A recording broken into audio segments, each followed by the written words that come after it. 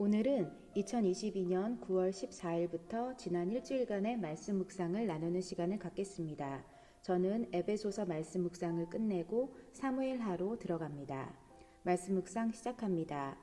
2022년 9월 14일 에베소서 5장 22절에서 33절 말씀. 남편과 아내가 서로 어떤 마음으로 사랑하고 섬겨야 하는지 말씀하시는 하나님. 아내들은 자기 남편에게 복종하기를 주께 하듯 하라고 성경은 말하고 있다. 만약 이런 말씀이 오직 아내들이 남편을 향해 가져야 할 태도라면 사실상 순종하기 어려웠을 것 같다. 너무 남성 위주의 말씀이니까. 하지만 성경은, 아니 하나님은 아내들이 남편에게 복종하는 마음으로 살듯이 남편들이 어떻게 아내를 사랑해야 하는지도 말씀하신다. 남편들도 그리스도께서 교회를 사랑하시고 그 교회를 위하여 자신을 주심같이 사랑하라고 하신다. 아내를 곧 주님의 교회를 빗대어 설명하고 계시는 하나님을 만나게 된다. 남편들이 아내를 오늘 말씀처럼 사랑한다면 주님께서 영광스러운 교회로 거룩하게 세우심과 같이 아내들이 빛나는 사람들이 될 것이다. 남편의 사랑을 받은 아내들의 삶에는 찬란한 빛이 있을 것이다. 그리고 그런 아내들의 삶에는 티도 없고 주름도 없고 얼룩도 없으며 흠 하나 없이 거룩한 삶이 될 것이다. 마치 주님이 교회를 사랑하신 것처럼 말이다. 남편의 아내 사랑이 아내의 인생을 완전히 바꾸는 것임을 깨닫게 되었다. 하지만 이것은 남자만의 역할이 아니고 아내의 남편을 향한 복종과 사랑이 동반되어야만 가능한 일일 것이다. 즉, 서로가 서로를 사랑하고 존중하기를 주님을 사랑하듯 한다면 그 부부가 살아가는 인생에는 아무 흠도 주름도 얼룩도 없을 것이라는 기대를 해볼 수 있다.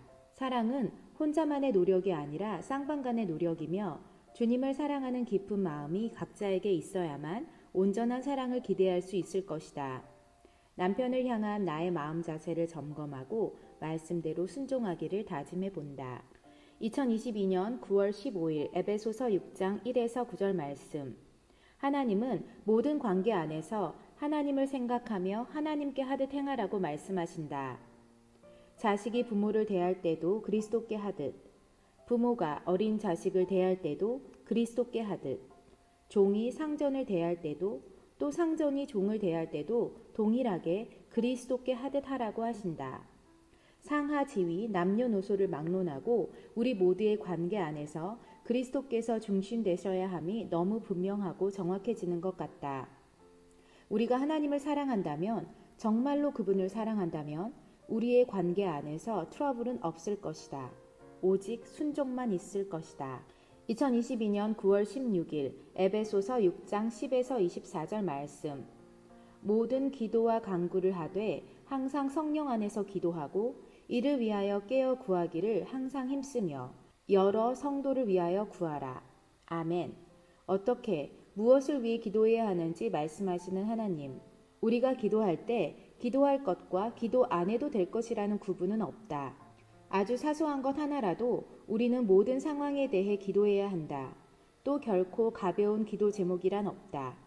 어떤 기도 제목이고 요청이든 우리는 가리지 않고 기도해야 한다. 오늘 말씀은 모든 것을 기도하라고 말씀하셨고 이 말씀이 더욱 새롭게 다가온다. 가볍고 사소한 기도 제목이 없듯이 우리 일상의 모든 대화 내용이 곧 기도 제목이 되기에 모든 만남과 대화에 귀를 기울여야 한다는 생각이 들었다. 그것이 곧 중보기도자의 첫 번째 조건인 것 같다. 주의 깊게 들어야 그것을 기도할 수 있기 때문이다. 그러므로 good listener는 good prayer warrior라는 사실을 깨닫는다.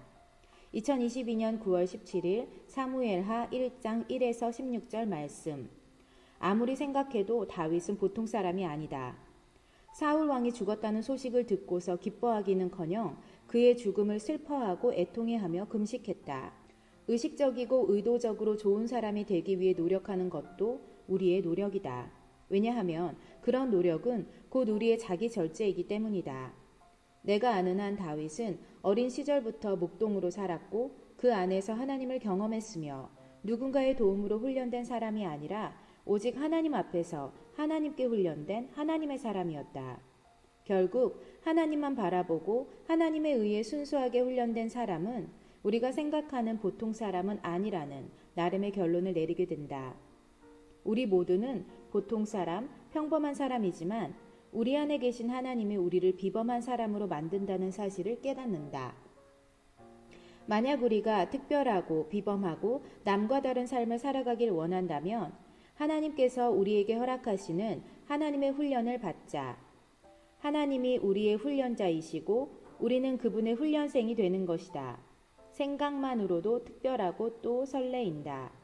하나님의 수제자 리사. 상상만으로도 이미 나는 그렇게 된 것 같다. 2022년 9월 18일 사무엘하 1장 17절에서 27절 말씀.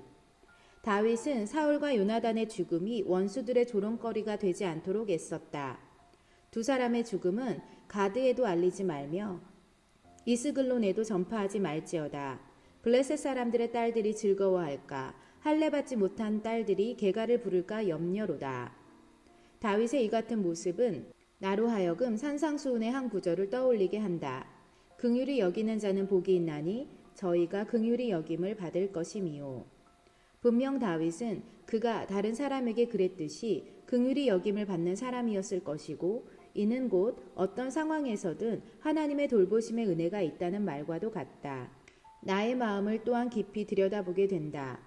나에게 원수 같은 존재 혹은 나를 해하려는 자가 없다 할지언정 나와 불편한 관계의 대상이 누구라도 있다면 나는 그의 허물과 실수를 덮어줄 수 있을까? 너무 거창하게 원수나 나와 불편한 사람이 아니라 어느 누구라도 내가 누군가의 허물을 덮어주고 보호해줄 수 있는 사람인가? 이런 질문 앞에서 겸손해지는 나를 느낀다. 좀 더 다윗을 깊이 배워가는 시간을 갖게 되는 것 같아서 감사하다. 내게 있어 다윗은 성경의 위인이 아니라 내 삶에 영향을 미치는 영적 실제임을 다시 고백하며 말씀하시는 살아계신 하나님을 오늘도 찬양한다. 할렐루야. 2022년 9월 19일 사무엘하 2장 1절에서 11절 말씀.